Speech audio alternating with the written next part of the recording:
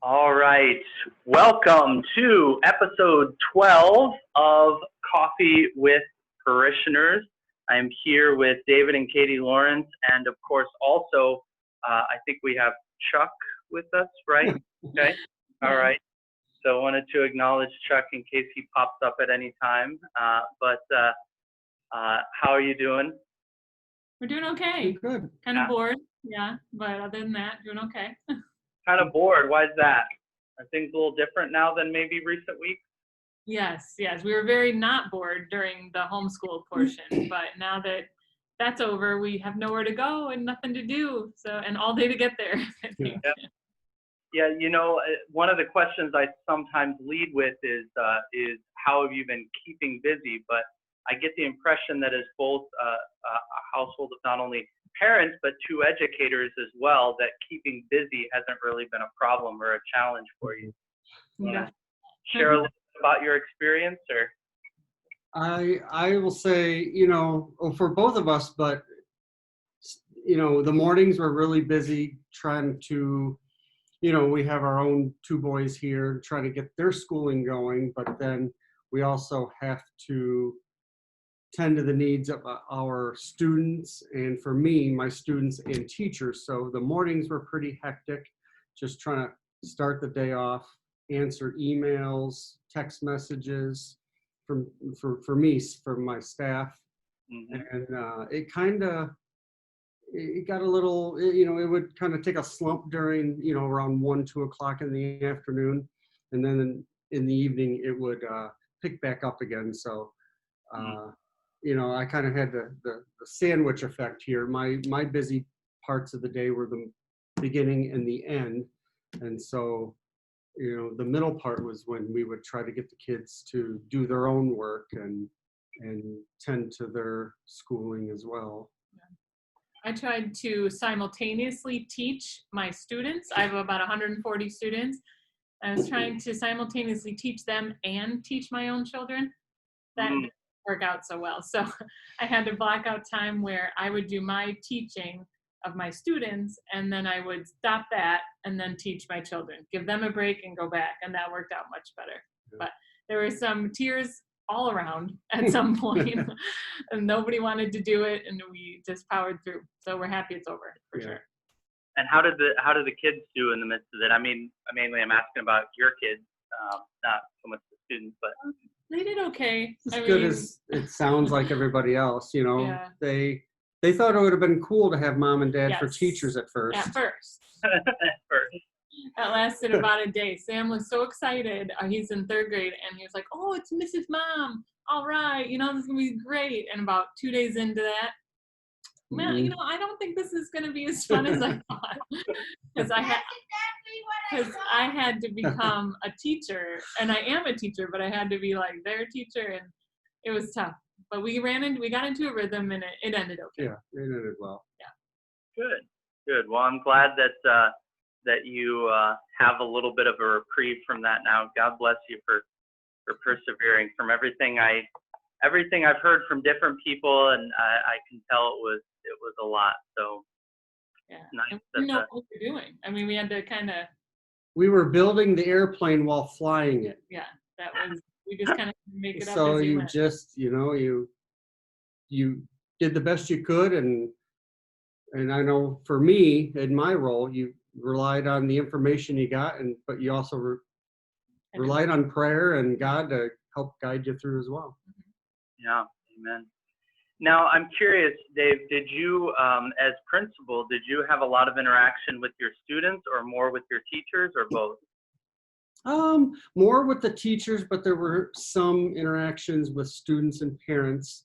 My interactions with the teachers were just, at the beginning, it was just, I was more of the comfort, hey, we're doing this the right way. We're doing this, we're doing it right. You're doing a good job. Keep going. I was kind of stoking the flames to keep them motivated and going and comforted, knowing that we all don't know what we were doing at that time, but you're doing what I need you to do. You're doing what the students need you to do, the district. Keep going. Good job.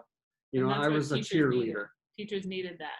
And so that's important. And with the parents and the students, I mean, just like Princeton here, we were handing out lunches to those who needed it. So it was more of taking phone calls from parents, uh, put me on the list for lunch, or I know during that time we did packets at my school, so there were some parents who just were not comfortable leaving the house, and I would spend a couple days a week at school, and I would, deliver things to the houses, and some of them were very honest. So I just knock on the door and put it in the mailbox, but they were very appreciative. They had someone to do that for them because, they were concerned and like all of us, and so that was just something that I was happy to do Yeah. for the kids and families.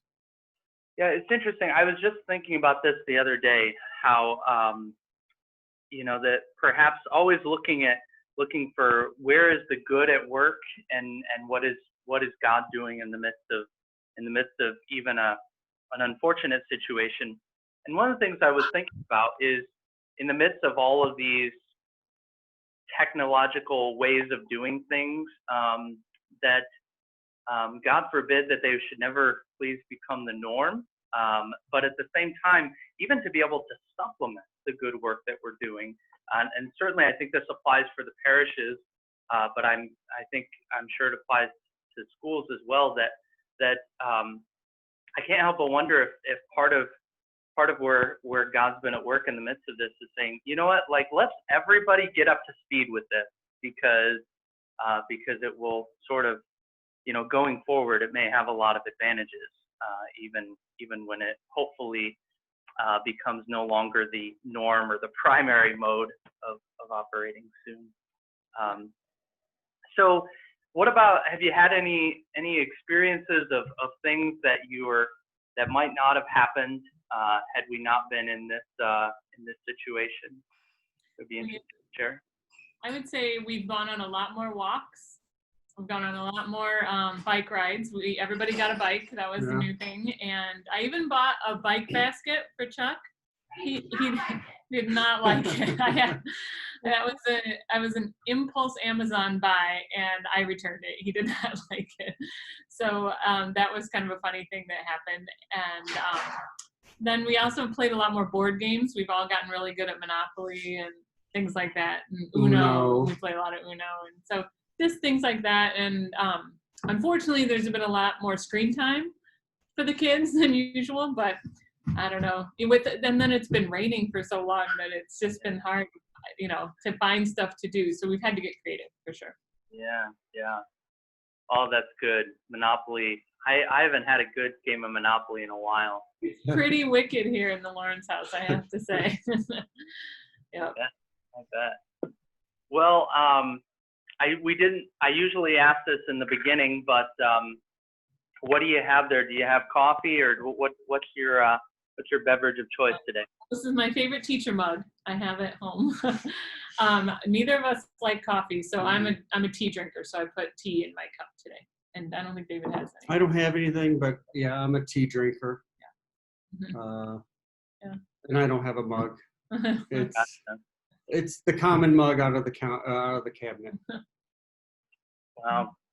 Well, it's interesting. I have. Okay, so you might have noticed and wondered, is that an R2D2 mug? Yes, it is an R2D2 mug.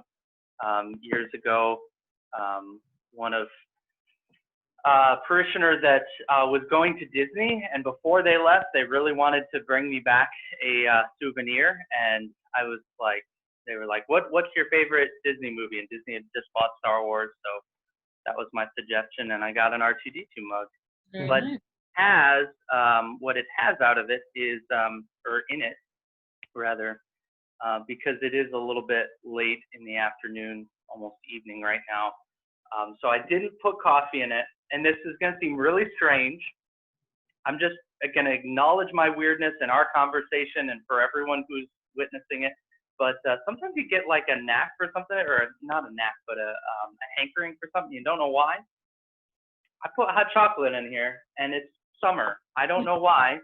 I think it has to do with the fact that, I've had such a busy few weeks as we continually are able to do more things and more things and more things.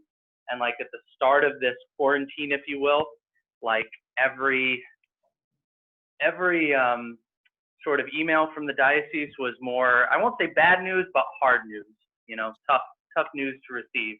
And now it's like everyone is like, good news, now get to work, And Right. so, but it is all good news, and it's good to, we're getting ready for for an outdoor mass. We've been distributing communion and all these things, and we've had a couple outdoor holy hours, and so it feels a little bit like Christmas, a little bit like opening all these gifts.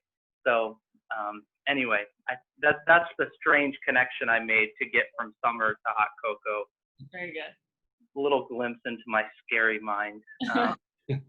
Anyway, like Chris Stefanik, Chris Stefanik, great Catholic teacher, speaker, catechist. He has a phrase he loves to say, the human mind is a scary place, never go in there alone. Yeah, anyway, done rambling. Anything else to share, or are we going to call it a day?